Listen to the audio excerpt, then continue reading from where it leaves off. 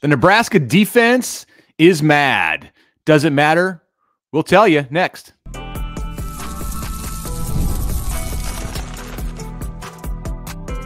You are Locked On Nebraska, your daily Nebraska Cornhuskers podcast. Part of the Locked On Podcast Network, your team every day. Good morning, and thank you for making Locked On Nebraska your first listen every day. We are free and available wherever you get podcasts and on YouTube, part of the Locked On Podcast Network, your team every day. And today's episode is brought to you by FanDuel. Place your first $5 bet, and you'll get started with $200 in bonus bets guaranteed. Visit FanDuel.com to get started. All right. Good morning. It is Wednesday. Connor Happer from 1620 The Zone in Omaha. Mitch Sherman from The Athletic. Let's start off with the defense. Yesterday in Lincoln, we heard from a bunch of seniors in the interview room, the coordinators as well. Dylan Raiola also spoke yesterday. Offensive and defensive coordinators both talked. Tony White, Marcus Satterfield. Tony White, he's setting the tone. And you know what? Let's just play it right off the bat here. Here is Tony White yesterday. And it's maybe not so much the words here, more so, like I said, the tone. Coach has laid down three things that he just wants this team to play with. You know, he wants to take the ball away. We want to be the most physical team, and we want to execute. I mean, and so when you don't do two of those things, it's going to be hard to play good defensive football, especially with what the guys are doing on offense. You know, we got the freshman QB over there balling his ass off. You know what I mean? You scored 24 points. You need to help his ass. You know what I mean? So that's on the defense. You know. I got to tell you, Mitch, it does fire me up when I hear coaches say even mild cuss words. You know, that gets me going a little bit. So let's continue on down this road. And MJ Sherman, one of the leaders on that defense, experience, been around for a long time, been here for 2 years after coming from Georgia. Here's MJ Sherman on the defense's current plight. What have you thought of the response the last couple of days from guys and just how you've gone after it? I mean,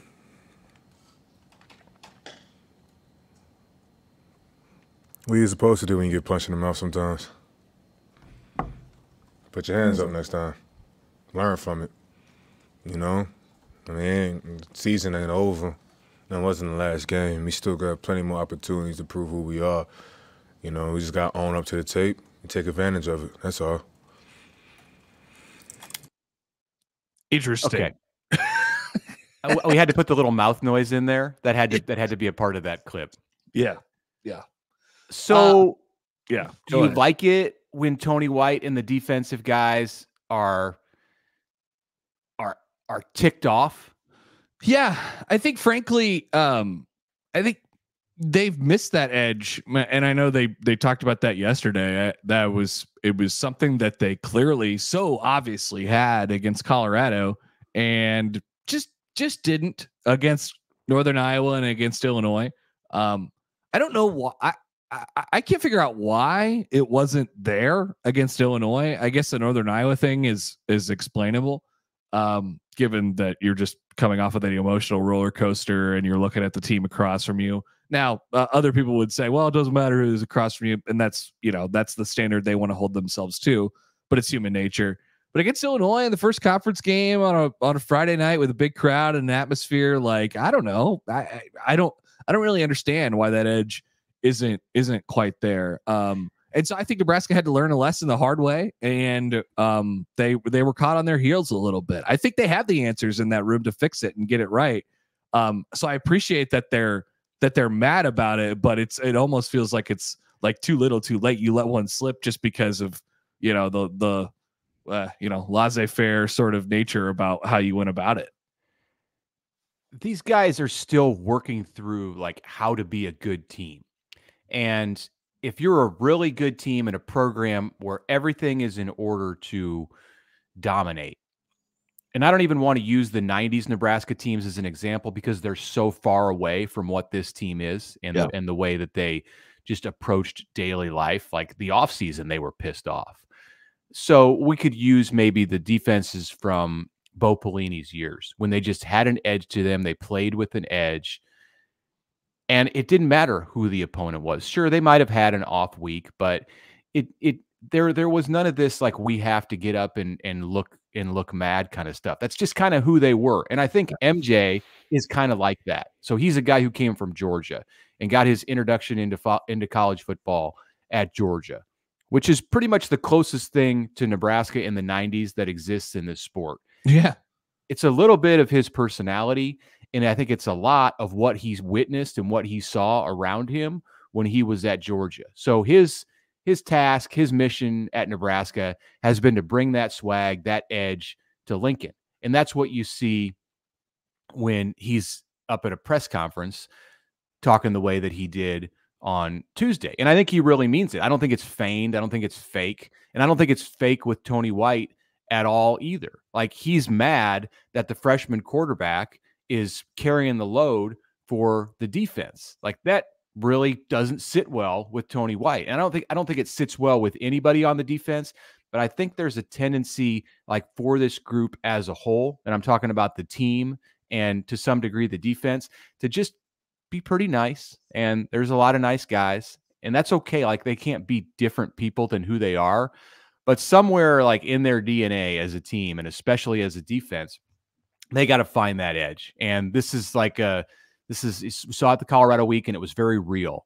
And is it real the week of the Purdue game? You know, we're going to find out on Saturday morning when they kick off at, well, it'll be noon Eastern time, and the stadium's half full, and there's not Nebraska fans. They don't have the tunnel walk, and there's no light show and drones and music. It's like, it's going to be, I thought we'll talk about this in the next segment. I think that like playing on a Friday maybe contributes somewhat to the lack of an edge. You could put the 09 defense in a parking lot on a Tuesday and they'd play hard, but that's neither here nor there. Purdue is going to be a challenge for these guys, and I think they're trying to gear up for that. One of the biggest parts of like preparing to be good, you know, they're in that stage, right? They have the tenets of a good team, but you have to once you become good, you have to stay good, and that means you have to, like, the standard keeps getting higher and higher week after week. And Rule sort of mentioned this on Monday, that they felt like there was an air of like they kind of fell into the trap of believing that they were there and believing that they were good. I'm paraphrasing a little bit, but I don't know, like maybe that part of it was in it too. So I guess the hope is that they've learned that lesson and that it doesn't ever bite them like that again.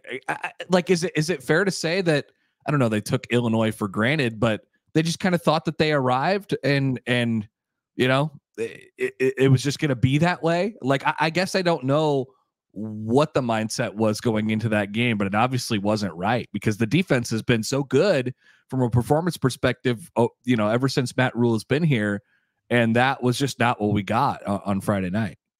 Yeah, MJ Sherman said that, quote, there's a tendency to stray away from the process a little bit, end quote, when you've had success. And he's talking about the success that Nebraska had in its first 3 games. I think this is okay for a team, like especially a year 2 team, as Rule said on Monday. This is part of the process with a year 2 team. Like you start to experience some measure of success that you haven't had in recent years, and then all of a sudden you get brought back down to earth, and you got to build it back up. Like, okay, I think it's okay for them to have had this experience one time, but like we this can't be the narrative like every second or third week, or it's going to start to get real old real fast. I think not just with the fans, but like with the guys inside the locker room. It's a way that you could potentially lead to some hard feelings, some discord in the locker room, because there are some of those guys who haven't experienced this. Like Rule mentioned, Dylan Raiola, some of the young players, like they're not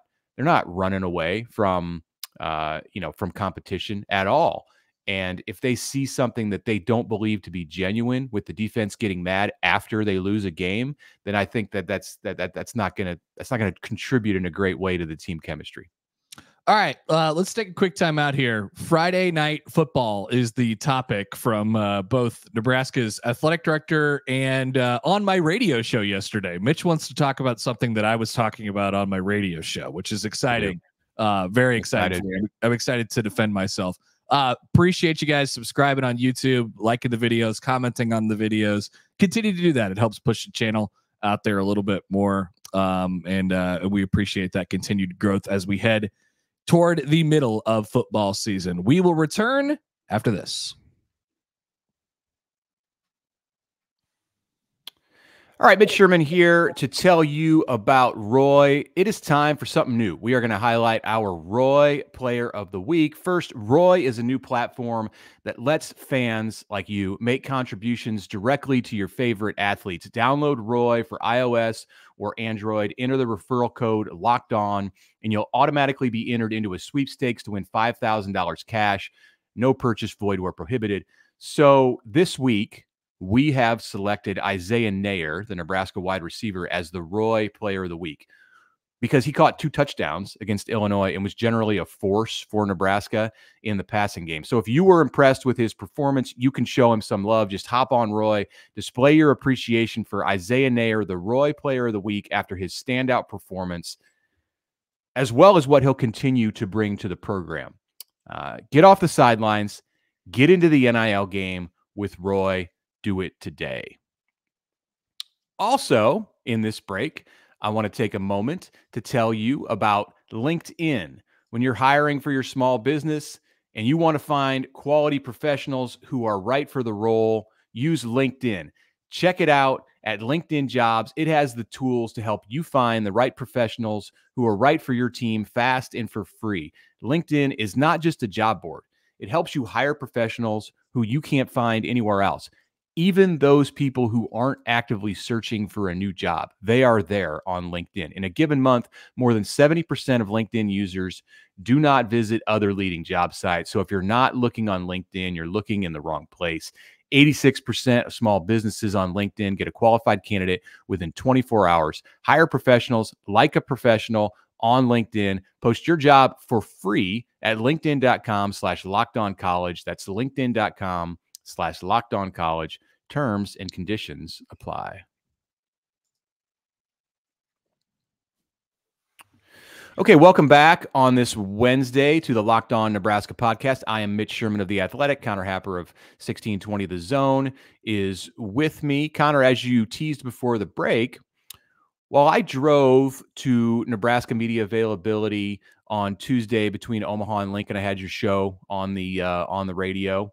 Thank you. And yeah, I heard you talking about the TV numbers from last Friday night on Fox for the Nebraska Illinois game, and it drew 4.2 million viewers, which was great for Fox and great for the Big Ten and very good for Nebraska. It would seem the Huskers continue to be a draw. I think that a lot of this had to do with Dylan Raiola and the appeal of Nebraska. No offense, Brett Bielema, but Nebraska was probably the bigger draw, a big part of the reason that the Huskers and Illini were placed on Friday night in this time slot. Of course, Illinois has plenty of fans too.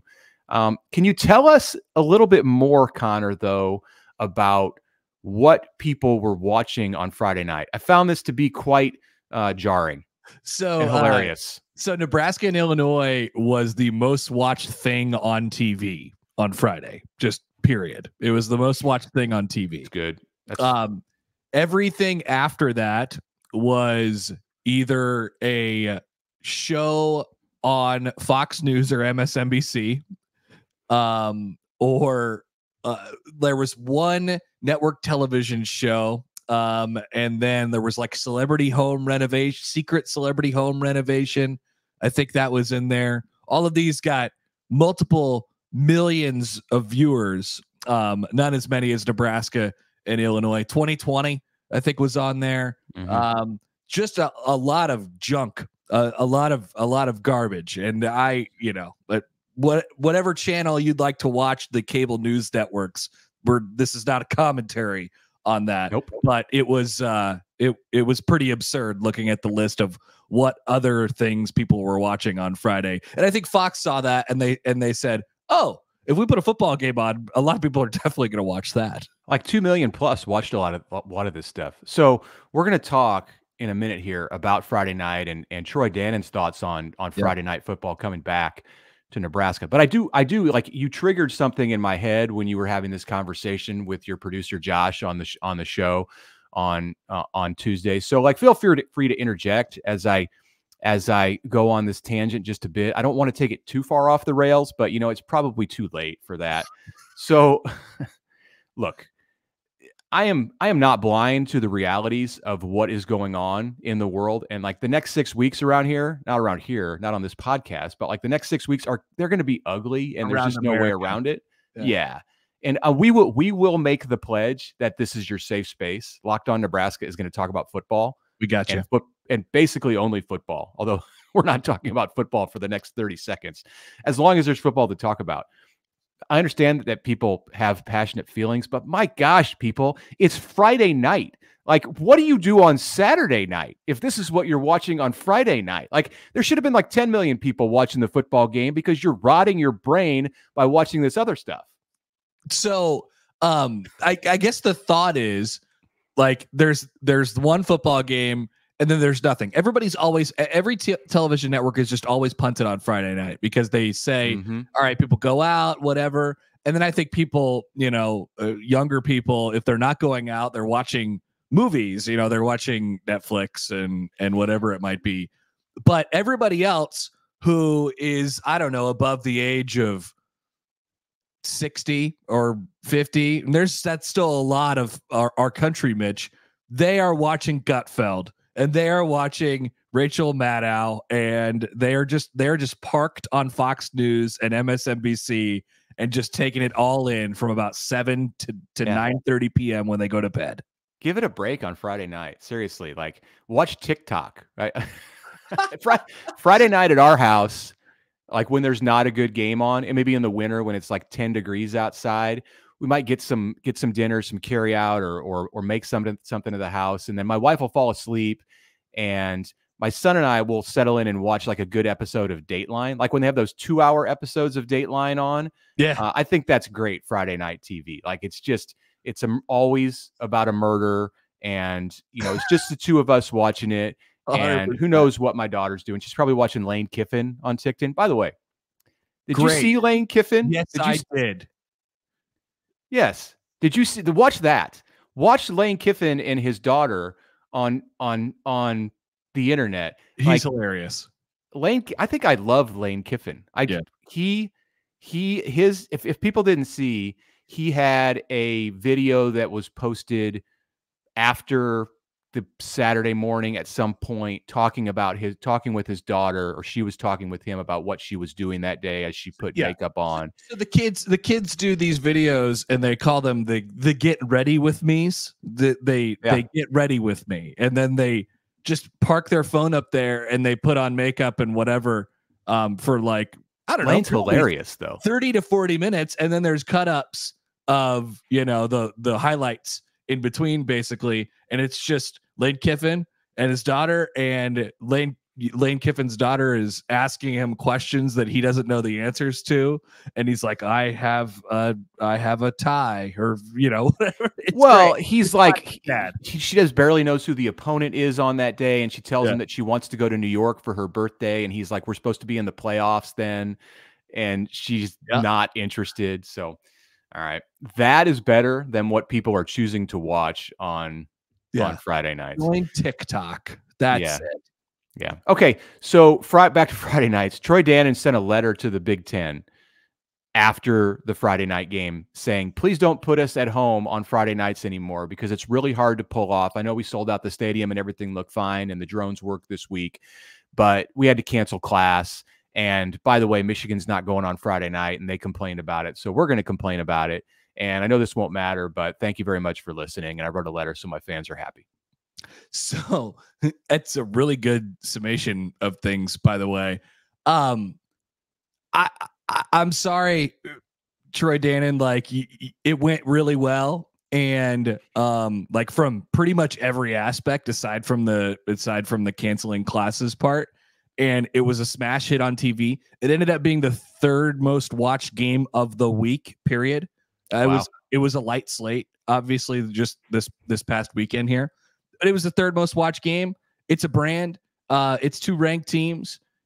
The Big Ten Conference is going to look at that and they're going to say, "Oh my God, we might have something here. We're cooking." Nobody is watching. People are maybe now looking for something to watch on Friday nights instead of whatever cable news channel you're on that night. So, like, I think the Big Ten and more specifically Fox and the TV executives think, "Hey, we got something here," and so we're going to start giving people actually something good to watch on Friday nights. So I think Nebraska is one of the brands in the conference. Now, fortunately, there's several brands in the conference now. They're like, I just, I think Ohio State is probably more likely to be involved in this, and Penn State and Michigan is more likely to be involved in getting home games on Friday nights than Nebraska just not and taking themselves out of the equation. Like, the cat is out of the bag, man. And there's really no excuse. I don't think the letter is going to matter all that much. Okay, when we come back, I want to ask you what you thought specifically about Friday night in the stadium. We haven't had a chance to get to this, and I know we're looking ahead to Purdue. This is probably the last time we're going to look back at Friday night. But I want to ask you what you thought about the experience in the stadium on Friday night. And we're also going to get to some other interesting things that Troy Dannen had to say on his radio show Tuesday on the Husker Sports Network. That's coming up next. All right, it's Apper for the FanDuel Sportsbook. NFL fans, you can start the season with a big return on FanDuel, America's #1 sportsbook. Not many big returns in the NFL these days with their weird kickoffs, but you can get a big return. So you get a hunch in the middle of the game. You can check out the latest stats, view, live play-by-play, and so much more on the same page where you place your bets. It's all right there for you. Live betting is fantastic, by the way. You get started with $200 in bonus bets guaranteed, and all you have to do is place your first $5 bet. Always an incentive to join in. If you haven't already, what are you waiting for? Head to FanDuel.com/lockedon. You could do that. And you're going to get $200 in bonus bets guaranteed when you place your first $5 bet. That's FanDuel, America's #1 sportsbook.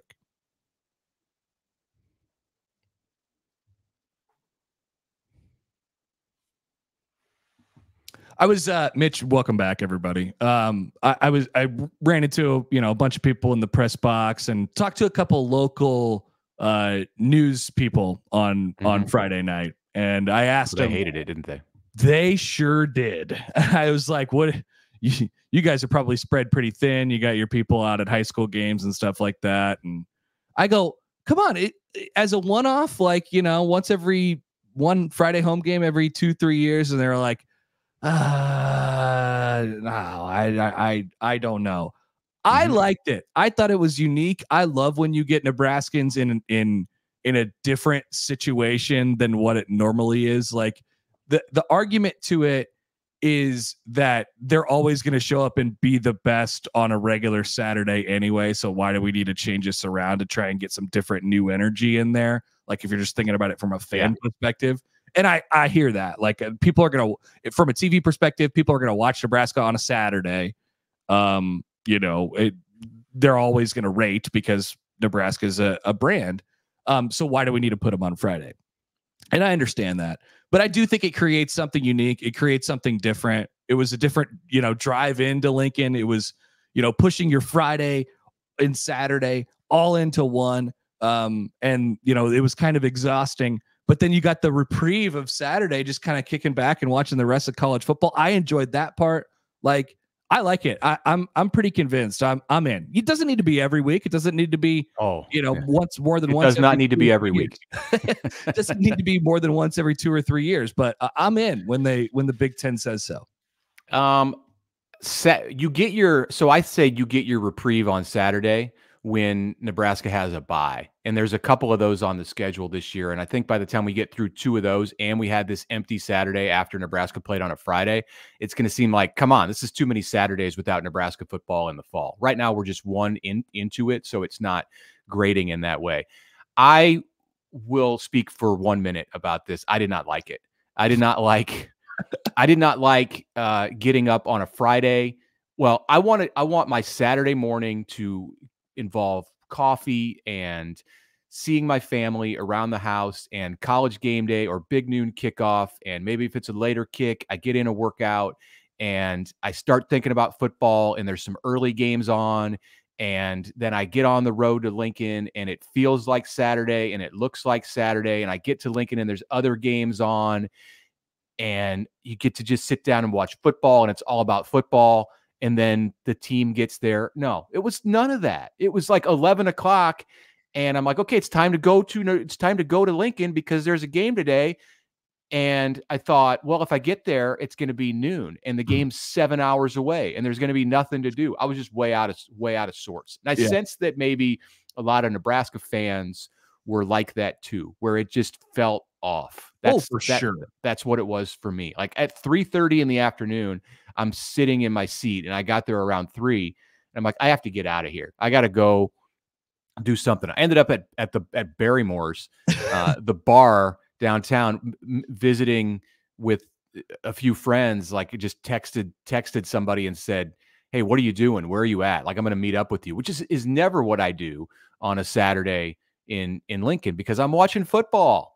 Yeah. So if it's on the road, fine. Like when Nebraska played at Illinois last year, the road is always it's a week by week, just different environment. But I like my Saturdays. I like my football games in Lincoln to be on Saturdays. And that's just me. I'm probably just too old and stuck in my ways. I'm trying to put myself in the shoes of a person who has like a quote unquote normal, like we don't have normal jobs, right? Yeah, right.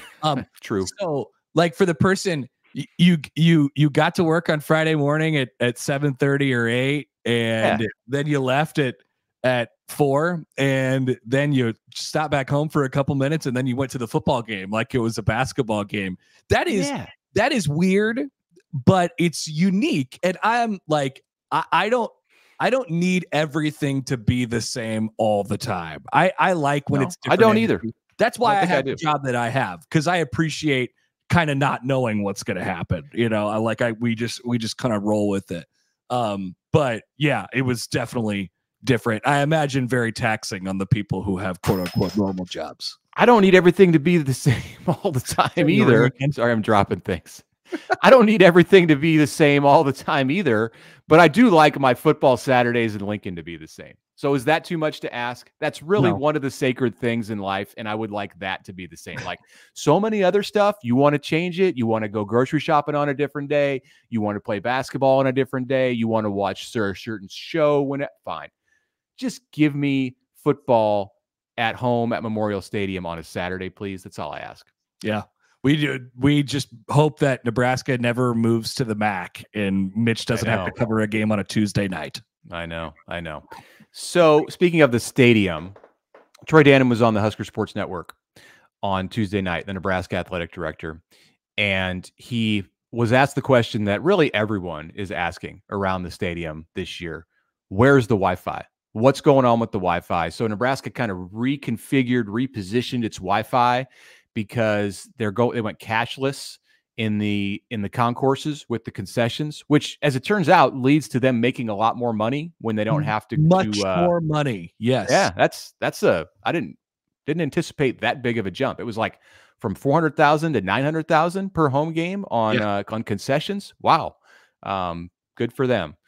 So use some of that money and put Wi-Fi in the inner part of the stadium because it doesn't exist there. It's no longer functional. There may or may not even be a network to connect to, but it doesn't work if you do connect to it. And the cell service works until about 90 minutes before kickoff. And then it gets overloaded and you can't get anything to happen inside the stadium just going off your Verizon or T-Mobile or whatever it is. So Troy Dannen has experienced this. He's been on the sidelines and tried to look at Twitter and been unable to do it. He feels the pain of the Nebraska fans. I'm sure the Wi-Fi works in his suite, but he likes to watch the game out in the stadium. And he said that next year Verizon is going to make an 8-figure, so like 10 million plus commitment to improving the cell service. So you're still not going to get Wi-Fi, but you should have great cell service that serves 90,000 people inside the stadium. Okay. And then years in the future, when Nebraska has its quote new stadium, they're going to upgrade the Wi-Fi so that it works like a modern entity. What's that? What is this about a new stadium? He's not talking about chairbacks anymore, is he? This new stadium sounds a little bit different than adding chairbacks in a couple years. That's what it was supposed to be. Like Trev had this idea for $450 million that wasn't even a new stadium, but they were going to tear down the South Stadium, and Dannen, he nixed that, and they reduced it and said we got to make money before we can spend hundreds of millions. Yeah, he said it more than once, Connor. Yeah. Now we got more questions. Now we got more questions. What do we mean? What are you talking about, new stadium? And there's an obvious like explanation, which is, oh, come on, I just wanted to shorthand it, whatever it might be. So there's not going to be a new stadium. Let's just get that out there to begin with. Nebraska's not building a new stadium. If you are taking this all literally, he's talking about the renovations. There might be a new part of the stadium. Yeah, right. This makes me think that there are some plans that we need to ask him about for the renovations that go beyond chairbacks in the east and west lower sections. Because that's all we knew. Like that. I mean, the original plan by Trev was a lot wider scope. And then, when Dannen took it over, it was like, all right, let's just focus on kind of the first thing here. And that was chairbacks. And that was all we knew. Grass. Then we got grass. In grass on the field. Yes. I mean, that came later. They're going to reconfigure the field, and now we're talking natural about surface in there. Verizon coming in and throwing in $10 million to get better cell service and having improved Wi-Fi. Like basically what he said is we can't really do much about the Wi-Fi. There's only so much that we could do with having the current guts that we have, which makes a lot of sense. It's does it? Because he said all of the repeaters would have to get torn out anyway when we rip out the stadium. Like, are chairbacks a bigger project than what I thought they were? Like, there's something more than chairbacks in the plans. There would be my guess. Yeah. All right, so put it down on the list. The next time Troy Dannen is around, which should be Saturday in West Lafayette, I will be there and get the opportunity to ask him about the new stadium coming on the 27-28 timeline to Lincoln, to downtown Lincoln. That's one where you're genuinely curious. You're like, what's he going to say here? What am I knocking on the door of? What? Remember in the summer or the spring, it was the spring before the spring game when Dannen just arrived at Nebraska, and he talked at a donor function that some idiot snuck a camera into, and about how collectives were going to be gone in the future. And then like 3 weeks later, you had the House settlement that started to come into focus, and it was very clear that collectives were not going to be gone. I wonder if this is just going to turn out to be something like that, where it's like, sorry. Yeah, I didn't mean it quite like that. And we're not getting a new stadium. Yeah. They are not getting a new stadium. Once again, they're not getting a new stadium, for the record, but there might be more on deck than just chairbacks and things like that. All right. So we'll keep our eye on that one. Couple more days left in the week. We will start to turn our focus over to Purdue. I promise, coming up soon. All right. It's been a fun show today. Thank you for making Locked On Nebraska your first listen today. Now, go check out the Locked On College Football podcast. They got you covered. And the best part is the link to said podcast is right in the description of this one. So scoot on down, click on that, and that's your second listen. Appreciate you. That's part of the Locked On Podcast Network, your team every day.